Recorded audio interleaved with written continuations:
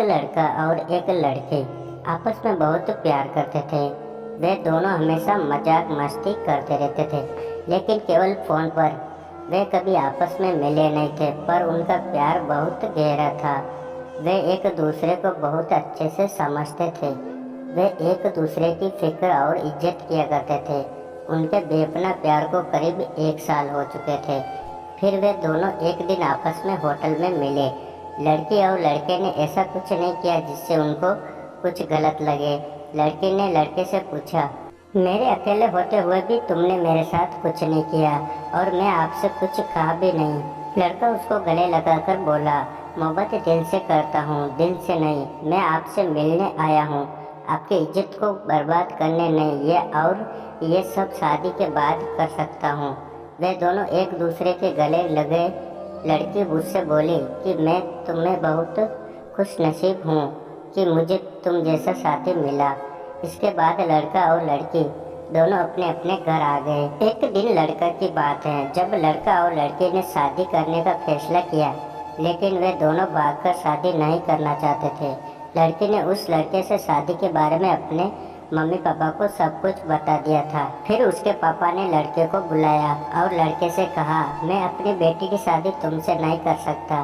तेरी समाज अलग है और मेरी समाज अलग है। अगर मैं अपनी बेटी की शादी तुमसे कर दूं, तो मेरी समाज में बहुत बदनामी होगी। फिर तुम ही बताओ, मैं अपनी बेटी को तुमको कैसे दे दूं, जो मेरी जान पहचान का नहीं है। वहाँ पर न तो कोई मेरा रिश्ता है और ना ही मैं तुमको अच्छे से जानता हूँ। मुझे माफ़ करना, पर मेरी बेटी को भूल जाना। एक दिन लड़का की बात है, जब लड़का और लड़की ने शादी करने का फैसला किया, लेकिन वे दोनों भागकर शादी नहीं करना चाहते थे। लड़के ने उस लड़के से शादी के बारे में अपने मम्मी पापा को सब कुछ बता दिया था। फिर उसके पापा ने लड़के को बुलाया और लड़के से कहा, मैं अपनी बेटी की शादी तुमसे नहीं कर सकता। तेरी समाज अलग है और मेरी समाज अलग है। अगर मैं अपनी बेटी की शादी तुमसे कर दूं, तो मेरी समाज में बहुत बदनामी होगी। फिर तुम्हें बताओ, मैं अपनी बेटी तुमको कैसे दे दूं, जो मेरी जान पहचान का नहीं है। वहाँ पर न तो मेरा कोई रिश्ता है और न ही मैं तुमको अच्छे से जानता हूँ। मुझे माफ़ करना, पर मेरी बेटी को भूल जाना। लड़का लड़की के पिता को प्यार को देकर दिल थामकर बोला, पापा जी आप चिंता मत करो, मैं शादी नहीं करूँगा।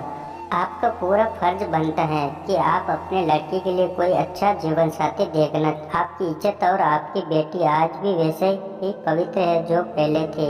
मैं मेरे मन से बहुत खुश हूँ कि शादी से पहले आपके लड़की के साथ ऐसा कुछ नहीं किया जिससे कि आप शर्मिंदा हो सके। मैं एक बार उससे मिला हूँ, पर उसके साथ कुछ नहीं किया हूँ और आपकी बेटी आज भी पहले की तरह पवित्र है। मैं उसको देखकर बहुत खुश हूँ, पसंद हूँ। मैं इस बात की गारंटी आपको नहीं दे सकता कि उसको भूल जाऊँगा। याद तो करूँगा, बस आपकी बेटी को कभी भूला नहीं पाऊँगा। आप शादी की तैयारी करो। मैं आपकी इज्जत को समाज में नहीं उलझाना चाहता हूँ। आपकी बेटी से नहीं मिलूँगा और अब मैं चलता हूँ। लड़की ये सब छुपकर सुन रही थी और वो फुट फुट कर रो रही थी। उसने रोते हुए अपने पापा से बोला, पापा मैं उससे प्यार करती हूँ, पर मैंने सोचा कि आप हमारे रिश्ते के लिए राजी हो जाओगे, इसलिए मैं प्यार करने लग गई। पापा मैं भागकर शादी नहीं करना चाहती थी जिससे आपकी बदनामी हो। पापा ये लड़का बहुत अच्छा है, उसने आज तक कभी मुझे छुआ तक नहीं और मेरी हर बात मानता है। फिर भी पापा मैं आपकी बेटी हूँ, मुझ पर केवल आपका अधिकार है। आप जैसे बोलेंगे वैसा ही करूँगी।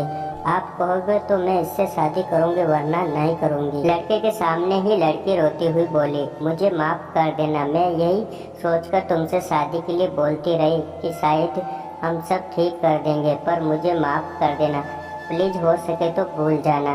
लड़की के आंखों में आंसू देखकर लड़के को तकलीफ हो रही थी। लड़के को भी रोना आ गया और उसने लड़की से बोला, ज़रूरी नहीं है कि हमारी शादी हो। प्यार तो दिल से होता है, जिस्मों से नहीं। पागल अब चुप हो जाओ, वरना मैं भी रो दूंगा। ये सब देखकर लड़की के पापा का दिल भर आया और आंखों से आंसू निकलने लगे। उन्होंने दोनों को गले लगाया और बोले, घर समाज सब बाद में देखा जाएगा। मेरी गुड़िया खुश रहे, वही मेरे लिए काफ़ी है। और मुझे ऐसा लड़का कहाँ मिलेगा जो मेरी बेटी के आंखों में आंसू देख ही नहीं सकता।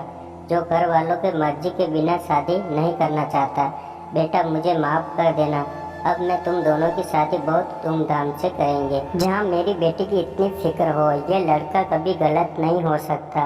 कहते हैं अगर लड़का और लड़की का प्यार दिल से गहरा हो तो उनको मिलने से कोई नहीं रोक सकता। तो दोस्तों ये थी हमारी आज की कहानी। आपका क्या कहना इस कहानी के बारे में कमेंट करके हमें ज़रूर बताएं और वीडियो को लाइक कर दीजिए। और इसी तरह की कहानियाँ देखने के लिए चैनल को सब्सक्राइब करके घंटी को दबाकर ऑल पर सेट कर लीजिए ताकि आने वाले वीडियो का नोटिफिकेशन आपके पास तुरंत पहुँचे। मैं मिलता हूँ आपसे अगली वीडियो में, तब तक के लिए धन्यवाद।